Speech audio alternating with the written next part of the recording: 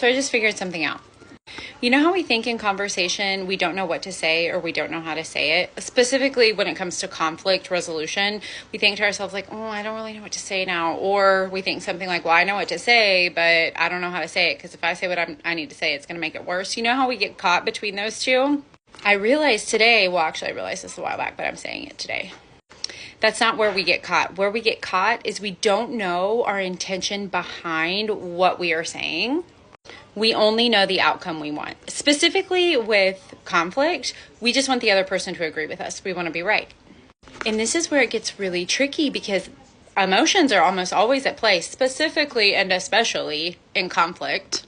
But imagine if you showed up to the conversation or the conflict with your intentions leading versus the outcome weighing in. So what that looks like is this.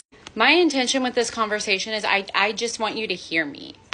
Or it could sound something like, my intention with this conversation is to understand why we are having this conversation again. I feel like I've made myself really clear. And then you can add another layer in, and you can get curious about their intention and also their expectation, which brings your expectation of the outcome of the conversation to play.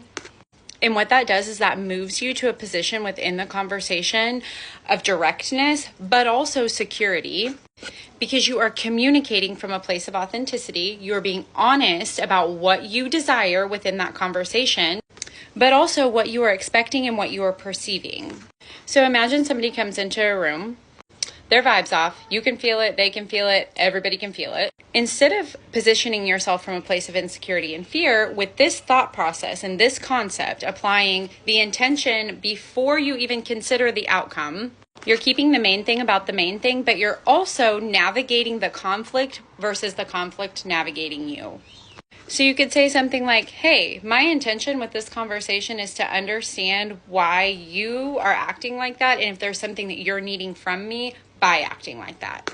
Or you could just say something like, I'm just trying to understand why I've had to talk to you about this so many times and nothing is changing. Is there something that I need to say differently or more clear?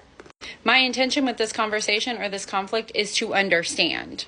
And it could apply with any sort of conflict that there is. You just have to be very honest with yourself about what your intention is with the conversation, like what do you want out of it, but also what the expectation is from the conversation. If it is almost always for you to be right or them to agree with you, more than likely it's never going to resolve because they're not going to agree with you. But if your position within the conversation is to understand why they don't agree with you, then you're making moves. You're figuring your way out through the conflict. And eventually, when people understand each other, you don't always need to agree. I'm telling you, game changer.